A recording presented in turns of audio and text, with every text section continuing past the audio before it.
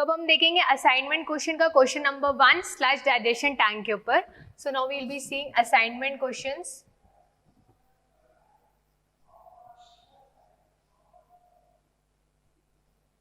Question number 1. तो question क्या बोल रहा है? A slash digestion tank is having the following data. Average sewage flow rate दिया 20 mld. सस्पेंडेड सॉलिड्स दिया रॉ सीवेज में कितना 300 mg per liter. Assume 60% of suspended solids settle in the primary sedimentation tank. Moisture content undigested sludge का 95% है. Moisture content digested sludge का 85% है. Specific gravity of raw sludge है 1.02 और detention time period आपको दिया है 30 days. तो पहले हम given data देख लेते हैं. Sewage flow rate कितना दिया है? 20 mld. Suspended solids raw sewage में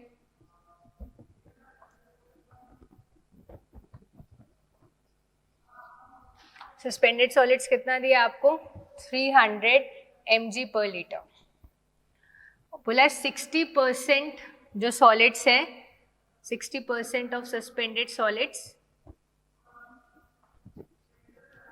settle in primary sedimentation tank that is PST. और कुछ बोला है क्या? हाँ, मॉइस्चर कंटेंट आपको दिया है अनडाइजेस्टेड स्लज का, जिसको हम लोग P1 से भी डिनोट करते हैं. कितना दिया है? पहले मैं लिख देती हूँ यहाँ पे अनडाइजेस्टेड स्लज का moisture content. Moisture content undigested sludge का कितना दिया आपको 95%. फिर आपको moisture content of digested sludge भी दिया है. Of digested sludge that is P2. ये कितना दिया आपको 85%. इसके साथ ही आपको सिर्फ स्पेसिफिक ग्रेविटी दी है रॉ स्लज की, यानी कि अनडाइजेस्टेड स्लज की. Specific gravity of raw sludge कितनी दी गई है 1.02.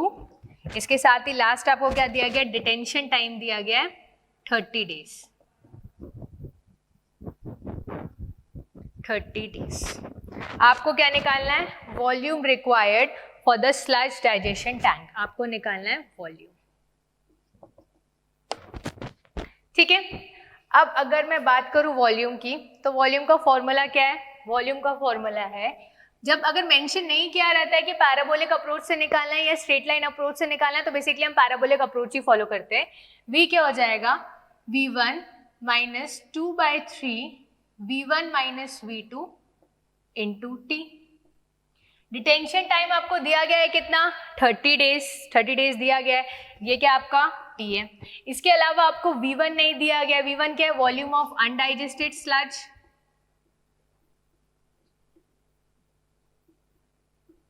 और V2 क्या है? Volume of digested sludge. ये दोनों ही आपको नहीं दिया गया है. अब आप देखो आप अप्रोच कैसे करोगे. सबसे पहला स्टेप क्या था? आपको निकालना है कितने सॉलिड्स जो होते हैं वो प्राइमरी सेडिमेंटेशन टैंक में रिमूव हुए हैं. So step 1, solids removed in primary sedimentation tank. अभी मैं शॉर्ट में लिख रही हूँ, पेपर में आप अगर आता है कन्वेंशनल में तो आप पीएसटी लिखेंगे. ठीक है. अब कितना सॉलिड्स रिमूव हुआ? आपने देखा सीवेज कितना फ्लो हो रहा था 20 mld यानी मिलियन लीटर्स पर डे में कितना 20. इसके बाद सस्पेंडेड सॉलिड्स कितना था 300 mg पर लीटर. तो पहले मैं लिखूं 20 इंटू 10⁻⁶ लीटर्स पर डे का सॉलिड था. ठीक है. और सीवेज फ्लो रेट कितना था आपका, सस्पेंडेड सॉलिड्स कितने थे रॉ सीवेज में 300 mg पर लीटर. इतने सस्पेंडेड सॉलिड्स थे. पर क्या पूरे सस्पेंडेड सॉलिड्स, ये तो टोटल सस्पेंडेड सॉलिड्स प्रेजेंट थे, पर क्या पूरे सस्पेंडेड सॉलिड्स रिमूव हुए प्राइमरी सेडिमेंटेशन टैंक में? नहीं. कितने परसेंट रिमूव हुए? कहाँ लिखा? 60% रिमूव हुए. अगर आप देखो तो क्वेश्चन में ऑलरेडी मेंशन है, क्योंकि पूरे सॉलिड्स तो प्राइमरी सेडिमेंटेशन टैंक इतना एफिशिएंट तो है नहीं, 60% रिमूव करेगा. तो यहाँ पे क्या लिख दूंगी मैं 60%, 0.60 इतना सॉलिड्स रिमूव हुआ। तो यहाँ पे आप देख रहे हो लीटर लीटर कैंसिल आउट, मुझे mg में नहीं चाहिए, मुझे चाहिए kg में, तो मैं कर दूंगी 10⁻⁻⁶। किसमें चाहिए मुझे? kg में। अब यहाँ पे देखो आप 10⁻⁻⁶, 10⁻+6 कैंसिल आउट हो जाएंगे, सो -6 + 6, ठीक है। तो अब क्या बचेगा आपके पास यहाँ पे 20 × 300 × 0.60 kg/day। फाइन, तो इसको सॉल्व कर लेती हूँ। 20 × 300 × 0.60, तो इसको सॉल्व करने पर मुझे मिलेगा 3600 kg/day of solids are removed in primary sedimentation tank, ठीक है। आई होप आपको ये पूरा समझ में आ गया होगा। अब 3600 kg/day का सॉलिड रिमूव हो गया। अब यहाँ से ये सॉलिड्स का काम खत्म हुआ। अब इन सॉलिड्स को कौन देखेगा? Sludge digestion tank. तो आप देखो, सबसे पहले मुझे क्या चाहिए? Moisture content. मुझे मॉइस्चर कंटेंट दिया है क्या? हाँ मुझे दिया है। अनडाइजेस्टेड स्लज का मॉइस्चर कंटेंट कितना? 95%। तो मुझे बोला है 95% मॉइस्चर कंटेंट। इस क्वेश्चन को ध्यान से समझिएगा। Moisture content of undigested sludge दिया गया आपको 95%। अगर 95% मॉइस्चर कंटेंट दिया गया, इसका मतलब है आपको पता 100% की बात होती है, 100% में से मॉइस्चर कितना है आपका 95%, तो सॉलिड्स कितना हुआ 5%। अब देखो अगर 100% का टोटल स्लज है, ठीक है, तो अगर 95% उसमें मॉइस्चर है तो सॉलिड्स कितना होगा? ऑब्वियस ही बात है 100 - 95 दैट इज 5% क्या होगा उसमें? सॉलिड्स होगा। इतना समझ में आ गया। अब अगर आप देखो 95% मॉइस्चर का मतलब होता है कि 5% सॉलिड्स है, तो अगर मैं इसको परसेंटेज की जगह केजी में ले लूं तो इसका मतलब होगा 5 kg solid produce 100 kg of sludge, क्योंकि स्लज में तो सॉलिड और मॉइस्चर दोनों होते हैं। 100% स्लज है ना ये, तो स्लज में क्या होते हैं? मॉइस्चर और सॉलिड्स दोनों होते हैं। तो मैंने क्या लिखा? 5 kg सॉलिड से क्या प्रोड्यूस हो रहा है? 100 kg स्लज। तो इतना सॉलिड्स जो कि रिमूव्ड हुआ है प्राइमरी सेडिमेंटेशन टैंक में, यही सॉलिड जो है, यही सॉलिड तो आएगा आपका स्लज डाइजेशन टैंक में, क्योंकि इसी का तो डाइजेशन करना है आपको। तो इस सॉलिड्स के कारण कितना स्लज जनरेट होगा? सो 3600 kg/day of solids produce, कितना प्रोड्यूस करेगा? 3600 kg/day into 100 डिवाइडेड बाय 5, ठीक है। तो इसको सॉल्व कर लेते हैं। 3600 into 100 डिवाइडेड बाय 5, तो ये देगा आपको 72,000 kg/day आपका स्लज प्रोड्यूस होगा। ये क्या मुझे मिल गया? मुझे मिल गया कि इतना क्वांटिटी में स्लज प्रोड्यूस हो रहा है। फाइन, ये मुझे मिल गया कितना क्वांटिटी में स्लज प्रोड्यूस हो रहा है। फाइन, अब अगर आप देखो तो आपको पता है G = ρ/ρw। अब अगर आप क्वेश्चन में देखो, क्योंकि मैंने स्पेसिफिक ग्रेविटी की बात की, स्पेसिफिक ग्रेविटी किसकी? आपको सिर्फ रॉ स्लज की दी गई है क्या? हाँ, आपको सिर्फ रॉ स्लज की स्पेसिफिक ग्रेविटी दी गई है। कितनी दी गई है? 1.02। अब आपको रॉ स्लज की दिया है, डाइजेस्टेड स्लज की नहीं दिया है। अभी आप उसमें मत जाओ। तो अब मैं यहाँ पे लिखती हूँ स्पेसिफिक ग्रेविटी, यहाँ पे अनडाइजेस्टेड की बात हो रही है, ठीक है, और ये भी अनडाइजेस्टेड है।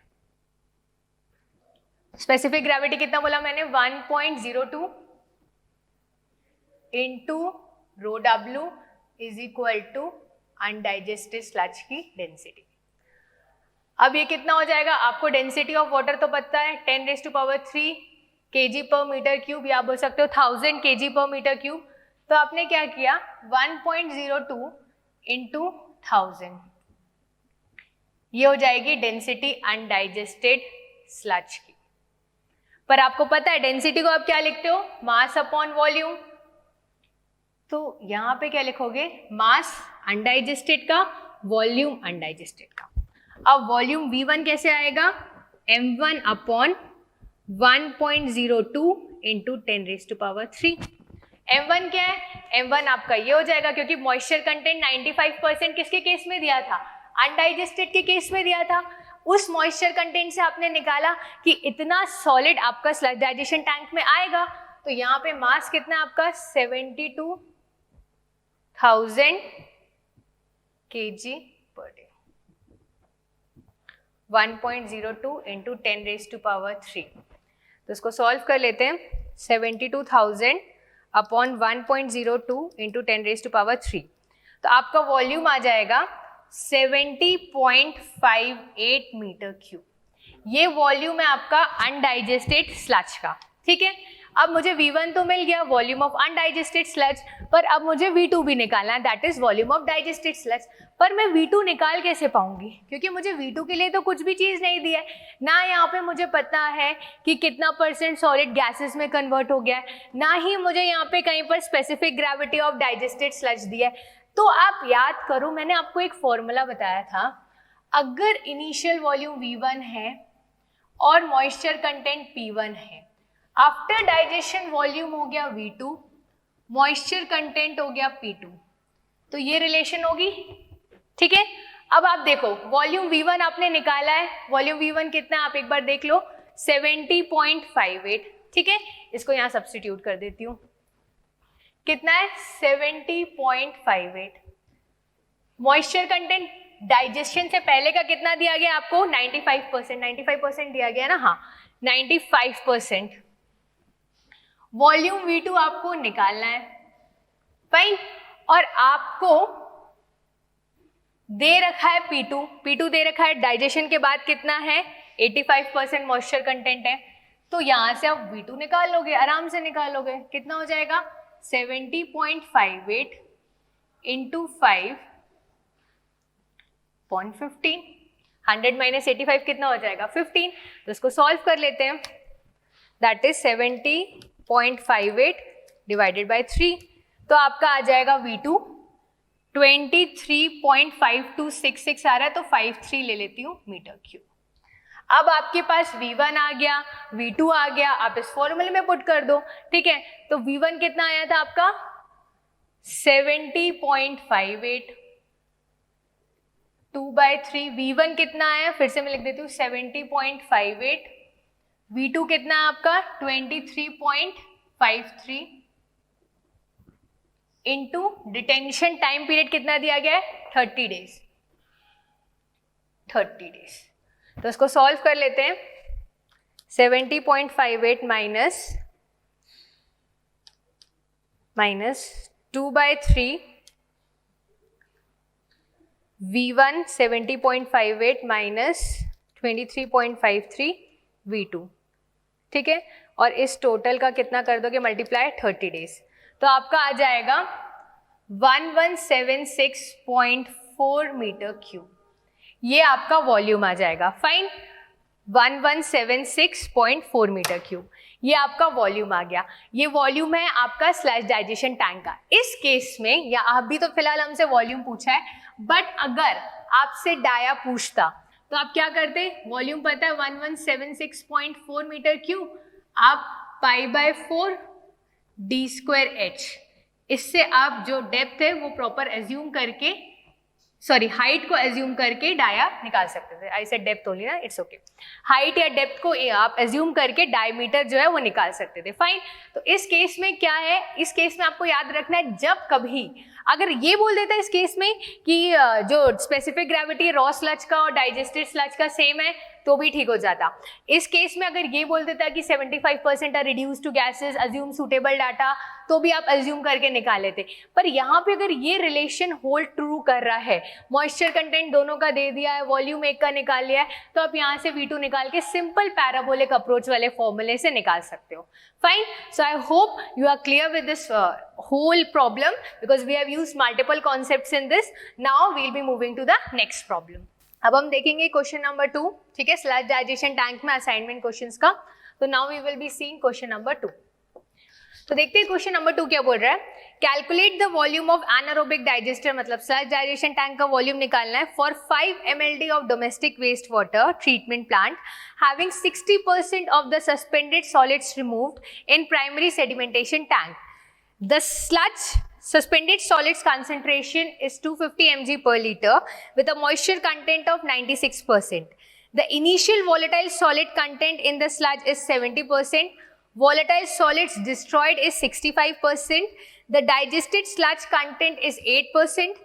Specific gravity of primary sludge is 1.03. Specific gravity of digested sludge is 1.04. Density water की दी गई है 1000 kg पर मीटर क्यूब और डाइजेशन पीरियड दिया गया 15 डेज। तो देखते हैं क्या कैसे सॉल्व करते हैं, बट उससे पहले इंपॉर्टेंट ये होता है कि चीज़ों को आप नॉमिनेट कर दीजिए कि P1 क्या है, V1 क्या है, Q क्या है, ठीक है, तो वो बेटर हो जाता है। तो आपको पता है कितना mld of domestic water treat करना, मतलब आपको दिया हुआ है 5 × 10⁻6 लीटर्स पर डे, इतना वॉल्यूम को ट्रीट करना है। क्या बोला गया है इसमें, इसका जो सॉलिड्स का कंसेंट्रेशन है, सॉरी सस्पेंडेड सॉलिड्स का जो कंसेंट्रेशन है, सस्पेंडेड सॉलिड्स कंसेंट्रेशन कितना दिया गया है ये आपको 250 mg पर लीटर।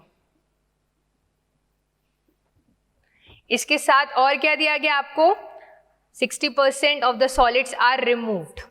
60% जो सस्पेंडेड सॉलिड्स हैं वो रिमूव हो जाते हैं आपके प्राइमरी सेडिमेंटेशन टैंक में, ठीक है। इसके बाद आपको क्या दिया गया, आपको मॉइस्चर कंटेंट दिया गया, इनिशियल मॉइस्चर कंटेंट, मतलब अनडाइजेस्टेड स्लज का मॉइस्चर कंटेंट दिया गया। अनडाइजेस्टेड स्लज मैं शॉर्ट में लिख देती हूँ, अच्छा, मॉइस्चर कंटेंट, ठीक है, P1। ये कितना दिया गया आपको मॉइस्चर कंटेंट, पहले आपको दिया गया है 96%, ठीक है। उसके बाद आपको क्या बोला गया है, the digested sludge solid content is 8%। Digested sludge का सॉलिड कंटेंट दिया है,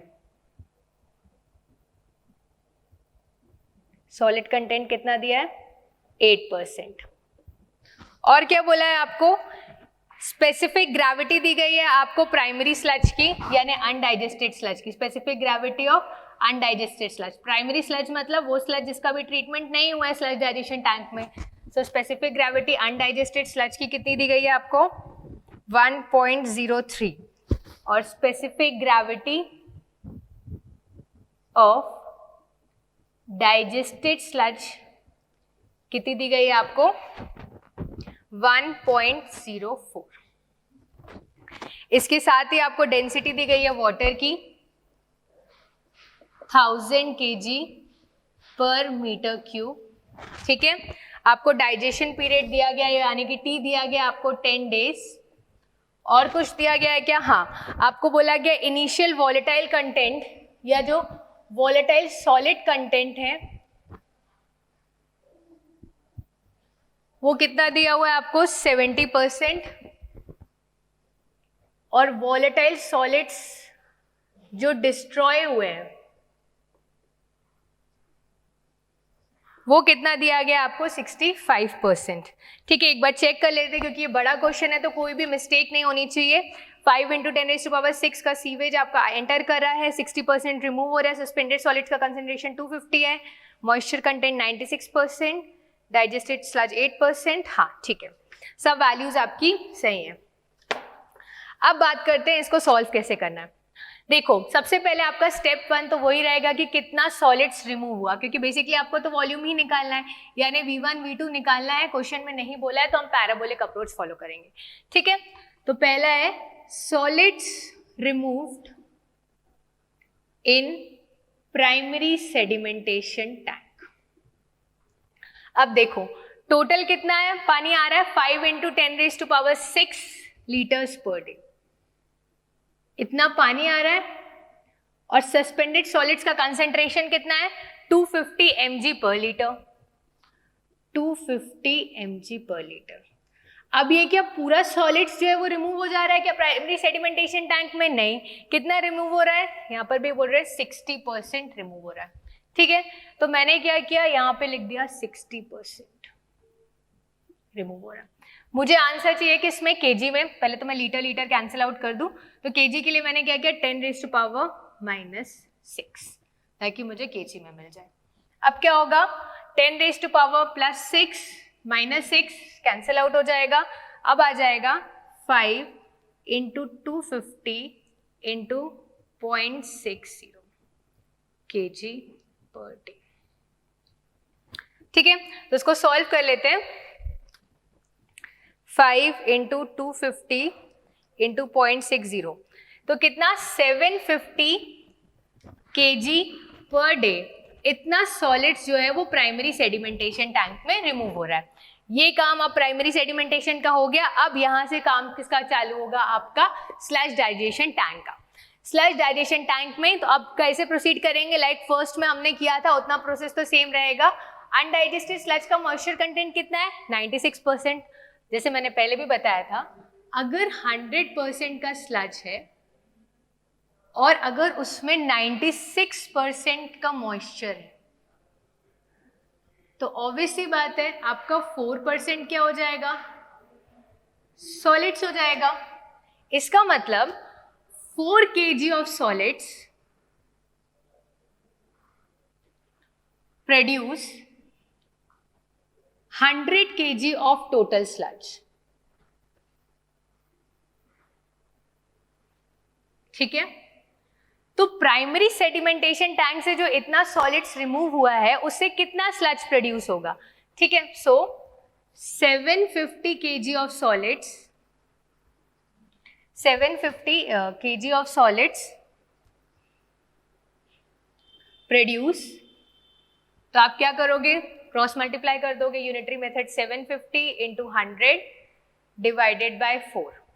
ठीक है, तो आप यहाँ पे देखो 750 × 100 डिवाइडेड बाय 4 तो 18750 kg का स्लज प्रोड्यूस होगा।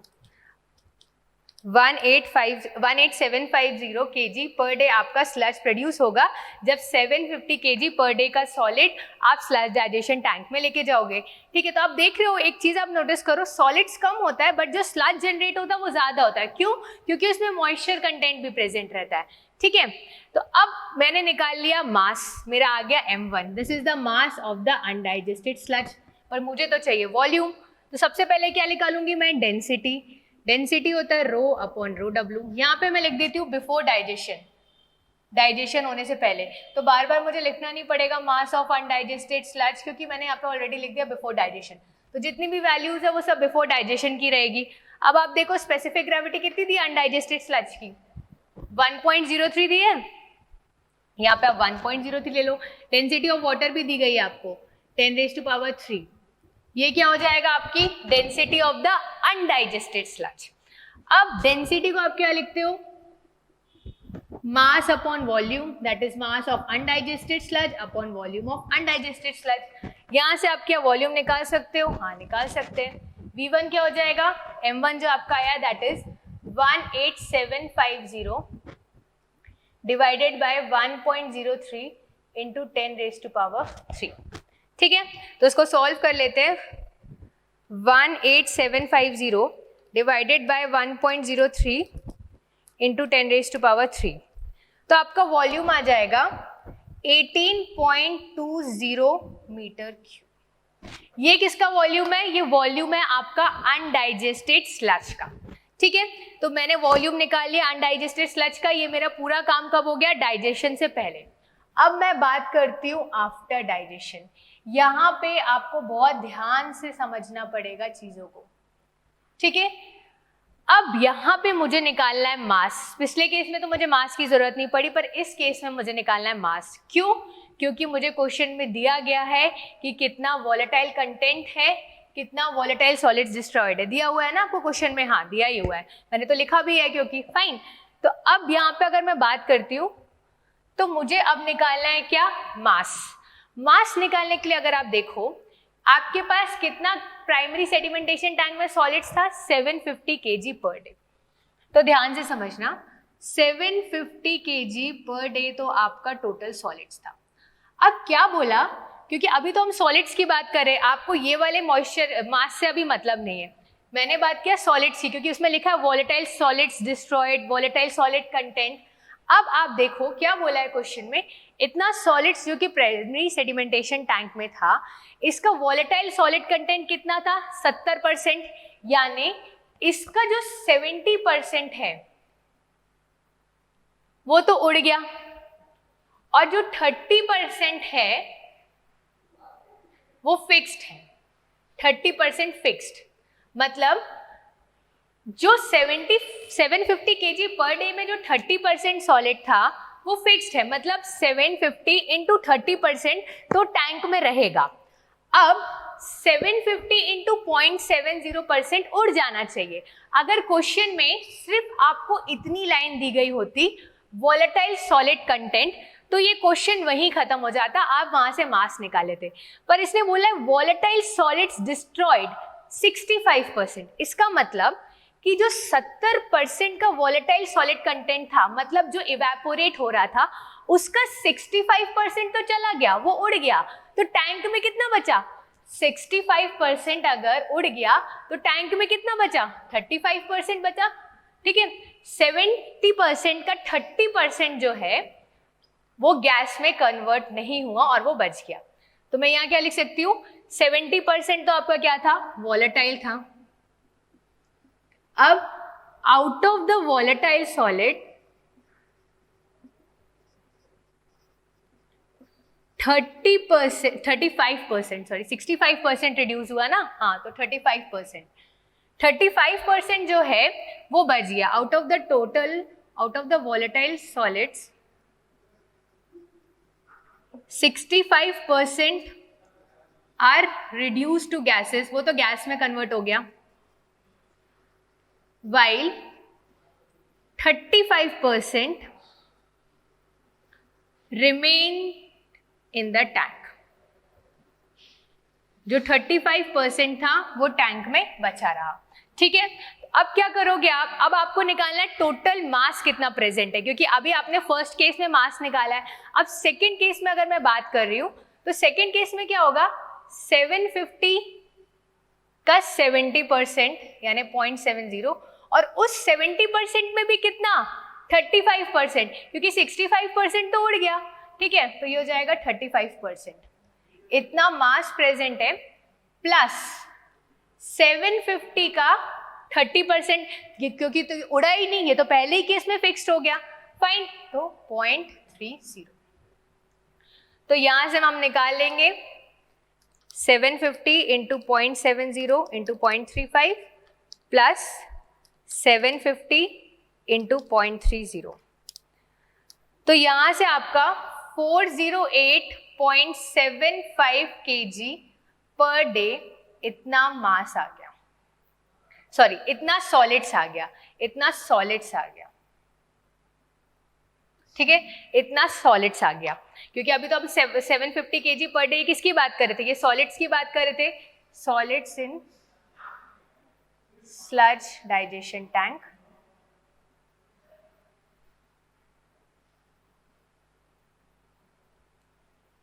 ठीक है, इतना सॉलिड्स है।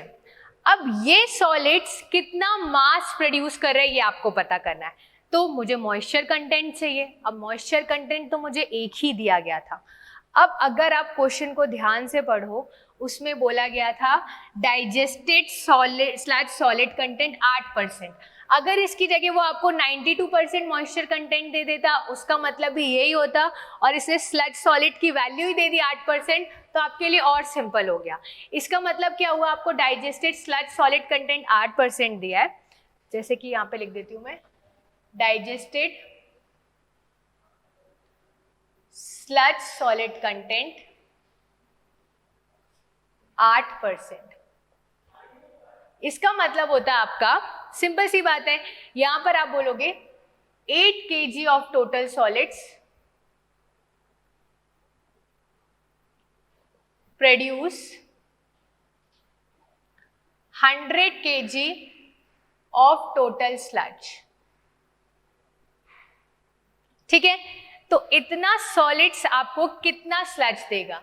सो 408.75 kg of total solids produce, so it will be 408.75 into 100 divided by 8। तो उसको सॉल्व कर लेते हैं। 408.75 into 100 divided by 8, तो आपको मिल जाएगा 5109.375। ठीक है, 5109.375 kg per day of sludge produce हो जाएगा आपको। जब इतना सॉलिड रहेगा तो इतना क्वांटिटी में आपका स्लज प्रोड्यूस हो जाएगा। अब ये क्या मिला आपको? M2। M2 मिल गया है। अब आप यहाँ से V2 निकाल सकते हो। पहले तो आप निकालोगे क्या? After digestion. ये सब आफ्टर डाइजेशन की बात हो रही है। ठीक है, तो डाइजेशन के बाद का आपका स्पेसिफिक ग्रेविटी कितना दिया, एक बार चेक कर लेते हैं। कितना दिया था? 1.04। सो 1.04, वाटर की डेंसिटी 10⁻³ रो। ये कितना हो जाएगा? M2 upon V2। V2 कितना हो जाएगा? M2 तो आपने निकाल लिया है, 5109.375 अपॉन 1.04 इंटू 10⁻³। ठीक है, सो 5109.375 अपॉन 5.04 इंटू 10⁻³। तो यहाँ आप देखोगे तो आपका वॉल्यूम हो जाएगा 4.91 मीटर क्यूब। वॉल्यूम V1 आ गया, वॉल्यूम V2 आ गया। अब आप टोटल वॉल्यूम निकाल सकते हो, V1 minus 2/3 V1 minus V2 into T। V1 कितना है आपका? 18.20 माइनस 2/3 18.20 माइनस 4.91, और आपका डाइजेशन पीरियड कितना दिया गया था? आई थिंक सो 10 डेज दिया गया था क्या? हाँ, 10 डेज दिया गया था। तो आप डाइजेशन पीरियड 10 डेज ले सकते हो। तो कितना हो जाएगा? 18.20 minus 2/3 V1 is 18.20 minus 4.91 into 10। तो आपका वॉल्यूम हो जाएगा 93.4 metre cube. This is your volume. तो अगर आप इस क्वेश्चन की बात करो तो इस क्वेश्चन में आपको क्या क्या चीज़ इंपॉर्टेंट है, like I tell you first again once again. ठीक है, अगर मैं इसकी बात करूं तो डाइजेशन पीरियड वाज 10 डेज और डाइजेशन पीरियड वाज 15 डेज। एक सेकेंड, डाइजेशन पीरियड आपको दिया हुआ है क्या क्वेश्चन में? डाइजेशन पीरियड यहाँ पे 15 डेज दिया था। Sorry, there was one mistake. Simple सी बात है, ज़्यादा बड़ा नहीं। डाइजेशन पीरियड 15 डेज दिया था, तो यहाँ पे मैं 10 डेज की जगह 15 डेज लिख देती हूँ जस्ट मल्टीप्लिकेशन में। Fine, so this will be your 15 days. तो अब बस इसको सॉल्व कर लेते हैं एक बार और। 18.20 माइनस 2/3 18.20 माइनस 4.91 तो इंटू 15, तो वैल्यू हो जाएगी आपकी 140.1 metre cube. Fine, I will check it once again. 180.2 minus 2/3। Actually calculations बड़ी होती है तो बेटर होता है कि आप एक बार और चेक कर लो, क्योंकि वैसे भी ये कन्वेंशनल का क्वेश्चन है, इंटू 15। फाइन, तो यही आपका आंसर हो जाएगा 140.1 मीटर क्यूब। इस चीज में मैं आपको एक बार और बता दूं, फाइन, क्योंकि ये इंपॉर्टेंट क्वेश्चन है, इसमें मल्टीपल कॉन्सेप्ट्स और मल्टीपल लॉजिक्स लग रहे हैं। इतना आपको समझ में आ गया होगा, ये पूरा V1 तक आपने निकाल लिया होगा। आपको प्रॉब्लम कहाँ जाएगी? आफ्टर डाइजेशन के केस में प्रॉब्लम जाएगी, जब 70% वॉलेटाइल की बात करोगे। आप क्या कर सकते हो? आप क्या करोगे पता? आप 750 kg पर डे के साथ 0.3 को मल्टीप्लाई करोगे, बोलोगे बस इतना ही सॉलिड्स प्रेजेंट होगा, क्योंकि 70% तो उड़ गया। तो डाइजेशन के बाद भी तो कोई सॉलिड्स प्रेजेंट होगा जिसके लिए आप वॉल्यूम डिजाइन कर रहे हो। तो वॉल्यूम 30% फिक्स्ड जो है ये तो प्रेजेंट है, ये बाय डिफॉल्ट हर बच्चा लिखेगा। मिसिंग यहाँ पे करेगा, क्योंकि उसमें बाद में बोला गया 35% जो है वो तो नहीं बचेगा ना, क्योंकि उसने इनडायरेक्टली बोल दिया 65% रिड्यूस टू गैसेस। तो 65% का हमको क्या करना? हमसे ये थोड़ी ना पूछे कि कितना गैस रिलीज हुआ है, हमको तो चाहिए मास। तो मास निकालने के लिए हमें पहले पता करना है कि कितना सॉलिड्स प्रेजेंट है। तो सॉलिड्स के लिए पता चल गया 35% अभी तक नहीं उड़ा है, वो प्रेजेंट है। बस ये कॉन्सेप्ट अगर आपको पता चल गया, फिर यहाँ से तो आपको 8 kg of total solids present, यहाँ पे मॉइस्चर कंटेंट की जगह आपको और सिंपल कर दिया है, सीधे आपको टोटल डाइजेस्टेड स्लज कंटेंट दे दिया। उसके बाद का पूरा प्रोसीजर सेम है। और ये आपका वॉल्यूम, अगर नहीं, मैंने पहले भी बोल चुका, अगर आपको नहीं दिया है तो आप पैराबोलिक अप्रोच से वॉल्यूम निकालना, ठीक है। डाइजेशन पीरियड में मिस्टेक हो गई थी, 15 डेज था, मैंने 10 डेज ले लिया था, अदरवाइज पूरा कॉन्सेप्ट सही है। Fine. So for this question 140.1 metre cube is the right answer. Thank you.